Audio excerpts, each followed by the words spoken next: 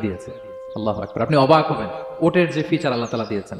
মক্কার লোকেরা ওটের গোশত খাইতো, ওটের দুধ খাইতো, ওটের চামড়া দিয়ে দ্য ফাইনেস্ট লেদার তারা বানাতো, ওটের উপর মাল নিয়ে বোঝাই করে এক প্রান্ত থেকে আরেক প্রান্তে পাড়ি দিত, নিজেরা ওটের উপর রাইডিং করত।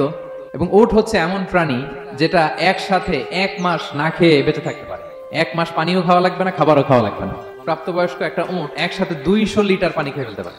এবং ওটের পেটের ভিতরে একটা স্পেশাল ওয়াটার চেম্বার আছে, ওই চেম্বারে রেখে দেয়, যখন লাগবে ওইখান থেকে নিয়ে নিয়ে বেঁচে থাকে। 1 মাস না খেয়ে বেঁচে থাকে কি করে? ওটের পিঠে দেখবেন একটা কুজ আছে, এই পুরো কুজটা হচ্ছে চর্বির আধার। ওটের যখন খাবার থাকে না মরুভূমিতে, মাসের পর মাস যখন চলে, ওই চর্বি থেকে এনার্জি নিয়ে সে মরুভূমিতে চলে, সে না খেয়েও বাঁচতে পারে। আমাদের চোখের মধ্যে যেমনি একটা পাপড়ি, এরকম এক পাপড়ি দিয়ে ওটকে আল্লাহ বানায় নাই, ডবল লেয়ারের পাপড়ি দিয়েছে।